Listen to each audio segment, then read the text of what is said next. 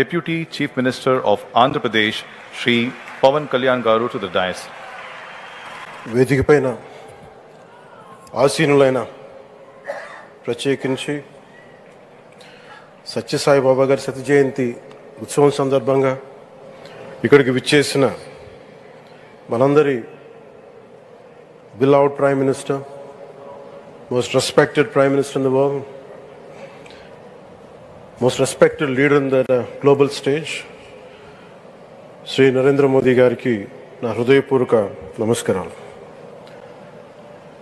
అలాగే తన అపారమైన అనుభవంతో రాష్ట్రాన్ని సమర్థవంతంగా నడిపిస్తున్న నాయకులు గౌరవ ముఖ్యమంత్రి శ్రీ చంద్రబాబు నాయుడు గారికి, భారతరత్న శ్రీ సచిన్ టెండూల్కర్ గారికి, శ్రీమతి ఐశ్వర్య రాయ్ బచ్చన్ గారికి, సోదరులు నారా లోకేష్ గారికి, వేదిక పైన ఆసీనులైన ప్రతి ఒక్కరికి, మంత్రివర్గానికి, బాబా గారు మహాసమాధి అయిన తర్వాత దాన్ని సమర్థవంతంగా నడిపిస్తున్న శ్రీ రత్నాకర్ గారికి, ప్రతి ఒక్కరికి పేరు పేరున నా హృదయపూర్వక నమస్కారం.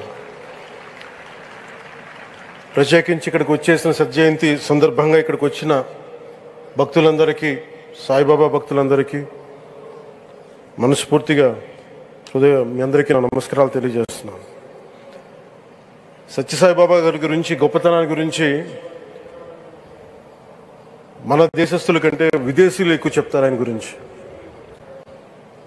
కొన్ని సందర్భాలు ఇప్పుడు సింగపూర్ వెళ్ళినప్పుడు ఒక 30 సంవత్సరాల క్రితం చైనీస్ ఇళ్లలో చూశాను సత్యసాయిబాబా గారి ఫోటోగ్రాఫ్.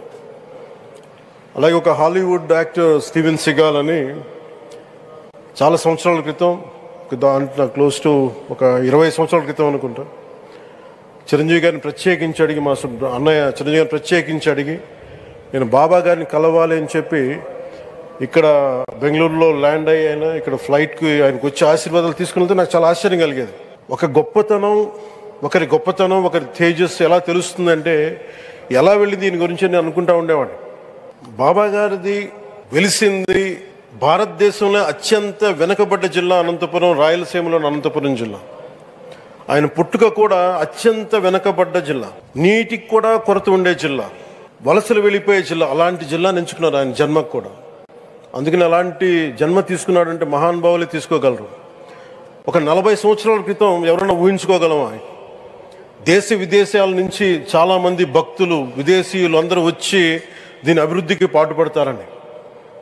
సో ఒక ఆధ్యాత్మిక తేజస్సు, విశ్వ ప్రేమ ఉన్న వ్యక్తుల వల్లే ఇది సాధ్యం. అలాంటి వ్యక్తుల కోసం ప్రత్యేకించి గౌరవ ప్రధానమంత్రి నరేంద్ర మోదీ గారికి ఇష్టమైనది ప్రజలందరికీ కనీసం ఒక 50 లీటర్ల నీళ్ళు ఇవ్వాలి, అది రక్షిత మంచినీరు ఇవ్వాలి. అలాంటి పథకం, ఒక 50 లీటర్ల నీళ్ళు కనీసం ఇవ్వాలి అనేది ఒక వ్యక్తికి ఆ సంకల్పం నరేంద్ర మోదీ గారు దీన్ని ముందుకు తీసుకొచ్చారు. ఒక ప్రభుత్వ పరంగా దీన్ని ప్రధానమంత్రి గారు తీసుకొస్తే, ఒక ఆధ్యాత్మిక గురువుగా ఏ ప్రభుత్వం ఆలోచించినప్పుడు, ప్రభుత్వాలే దీని గురించి సగటు వ్యక్తికి నీరు ఎలా అందించాలనుకున్నప్పుడు దాన్ని ఆలోచించింది సత్యసాయిబాబా గారు ఆలోచించారు. అప్పుడు ముఖ్యమంత్రిగా చంద్రబాబు గారు ఉన్నప్పుడు వారికి ఒకటే చెప్పారండి, నేను ప్రజలకి దాహం తీర్చాలనుకుంటున్నాను. నాకు తెలిసిన భక్తులు, ఒక భక్తులు, ఒక ఆయన సింగిల్ హ్యాండెడ్గా 400 crores 400 కోట్ల రూపాయలు ఈ పథకానికి, సత్యసాయి ఈ పథకానికి ఇస్తాను, దాహం తీర్చే పథకానికి ఇస్తాను అంటే, దానికి ఆ రోజున ప్రత్యేకించి అలాంటి పర్మిషన్స్కి వీటికి కొంచెం కష్టాలు ఉన్నప్పుడు గౌరవ ముఖ్యమంత్రి నారా చంద్రబాబు నాయుడు గారు వీటికి అండగా ఉండి ఈ సత్యసాయి, ఈ దాహం తీర్చే ఈ పథకానికి, అంటే మనం చెప్పాలంటే జల్ జీవన్ మిషన్ అంకురం సాయిబాబా గారు చేశారు ఇక్కడ. ఇది తమిళనాడులో కానీ, తెలంగాణలో కానీ, మిగతా అన్ని రాష్ట్రాల్లో కూడా ఈరోజు చేయగలుగుతున్నామంటే దానికి అంకురం సాయిబాబా గారు అందించారు. ఆయన సేవా తత్పరత, ఆయనది ఎవరెవరో ఎంతమంది ప్రభావితం చెందారో లెక్కలేదు. ఒకసారి సేవ చేసే వాళ్ళందరినీ చూస్తూ ఉంటే మా వదిన గారు చెప్పారు, ఒకసారి భోజనం తింటా ఉంటే ఎవరిని ఇంకొకసారి ఇది కొంచెం అన్నం పట్టరా అంటే మా అన్నయ్య గారు చెప్పారండి. వాళ్ళ అన్నకు ఆయన ఎవరో తెలుసు, ఆయన ఒక farmer IAS officer, senior IAS officer అని. ఆయనకి సెలవులో ఉన్న సమయంలో వచ్చి ఇక్కడ సేవ చేస్తారని. ప్రత్యేకించి ఒక వ్యక్తి, ఒక మహానుభావుడు ఎంతమందిని ప్రభావితం చేయగలిగారంటే, ఐఏఎస్లు కావచ్చు, మన ఈ రోజున సచిన్ టెండూల్కర్ గారు కావచ్చు, వేదిక పైన మహానుభావులు ఎందరో కావచ్చు, వీళ్ళందరినీ ప్రభావితం చేసే ఒక అరుదైన ఆధ్యాత్మిక శక్తి మన భారతదేశంలో, మన అనంతపురంలో, మన ఆంధ్ర రాష్ట్రంలో ప్రపంచానికి వెలుగులిచ్చే ఒక మహా వ్యక్తి పుట్టడం, ఆయన శత జయంతి సందర్భంగా ఇక్కడ మనందరం ఏకం కావడం చాలా ప్రత్యేకమైన ఆనందాన్ని కలిగించింది. ఆయన సేవా తత్పరతని, స్ఫూర్తిని మున్ముందు మేమందరం కొనసాగిస్తాం.